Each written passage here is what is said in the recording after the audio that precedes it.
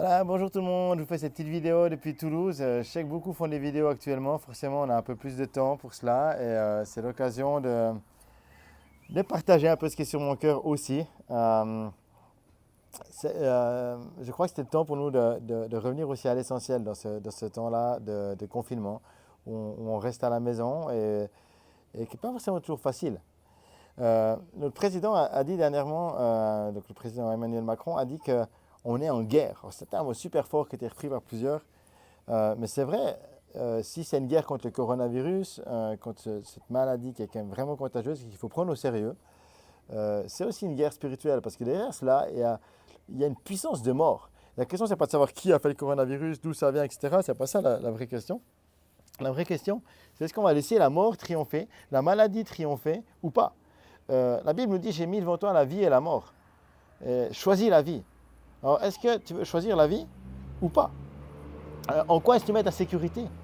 En quoi est ton espérance? En quoi est ton salut quelque part? C'est ça la vraie question.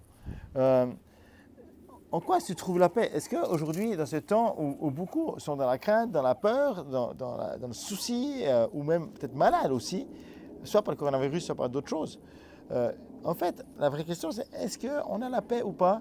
Et où est notre paix?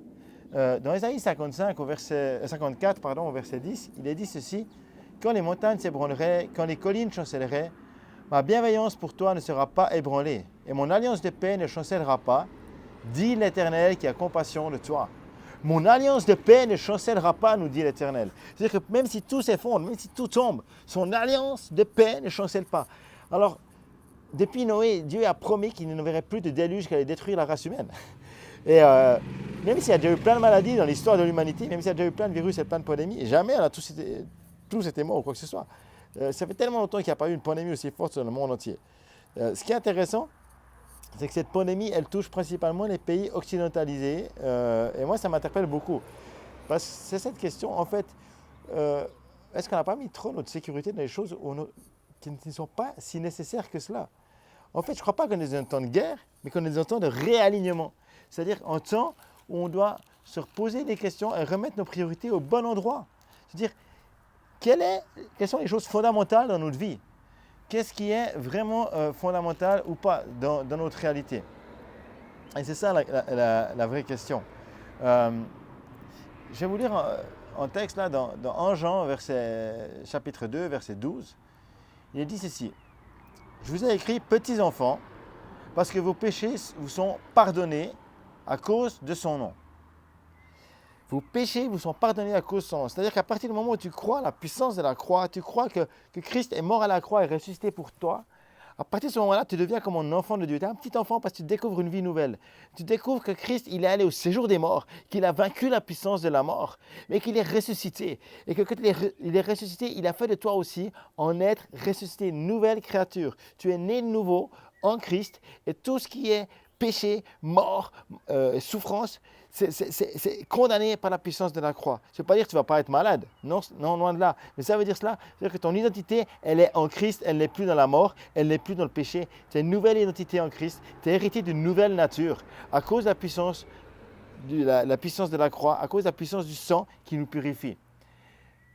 La suite nous dit: je vous écris, Père, parce que vous avez connu celui qui est dès le commencement. Et je vous écris, jeunes gens, parce que vous avez vaincu le malin. Les jeunes gens ont vaincu le malin. Soyons ces jeunes gens, soyons ces jeunes passionnés qui allons combattre et pas se laisser terrasser par cette maladie. Et je vous écris, jeunes enfants, parce que vous avez connu le Père. Je vous ai écrit, Père, parce que vous avez connu celui qui est dès le commencement. Et il redit la même chose. Et il dit après, je vous ai écrit, jeunes gens, parce que vous êtes forts, que la parole de Dieu demeure en vous et que vous avez vaincu le malin. Là, il met 3 étapes. Vous êtes forts. La parole de Dieu demeure en nous et vous avez vaincu le malin. Ça veut dire quoi? Ça veut dire, mes amis, que si on veut être fort et qu'on veut vaincre cette maladie, qu'on veut vaincre l'esprit de dépression qui est derrière cela et de peur, ancrons-nous dans la parole de Dieu. Cherchons les vérités de la parole de Dieu et ayons une relation dans la prière avec ce Dieu vivant.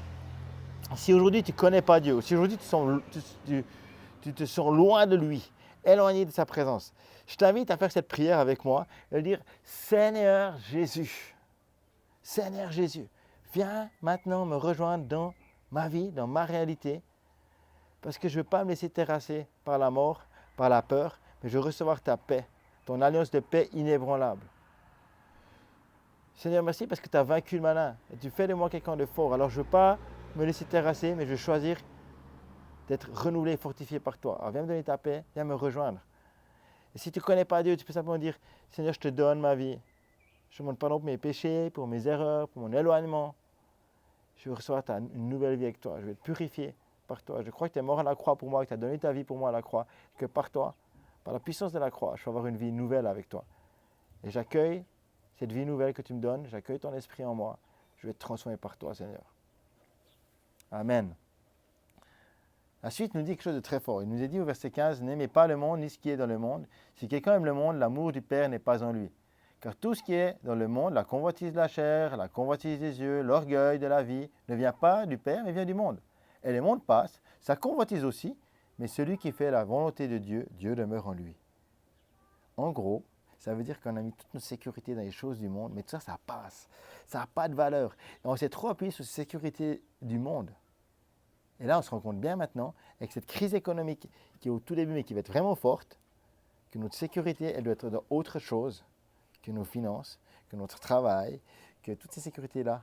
En fait, celui qui demeure éternellement, c'est Dieu, et il veut qu'on demeure éternellement en lui, avec lui. Déjà maintenant, tu peux vivre cette éternité en lui, mais en plus après ta mort. Mais déjà maintenant, tu peux vivre une vie nouvelle avec lui, une vie où ce n'est plus la peur qui te terrasse.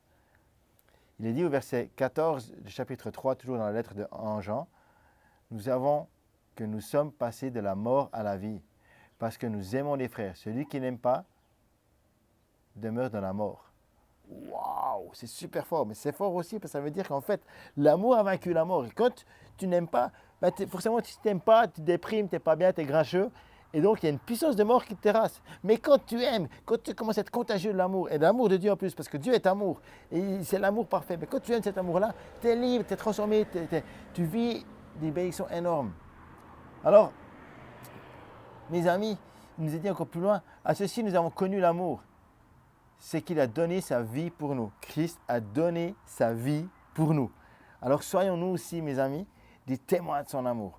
Peut-être dans ce temps-là, tu peux être un porteur de bénédiction, un porteur d'amour autour de toi, en aimant tes voisins, peut-être en leur faisant un petit repas pour les personnes âgées, en faisant leurs courses ou autres. Peut-être que tu peux aussi encourager les gens par des appels vidéo, par des WhatsApp ou autres. Simplement, je crois qu'on peut être une source de bénédiction et d'amour.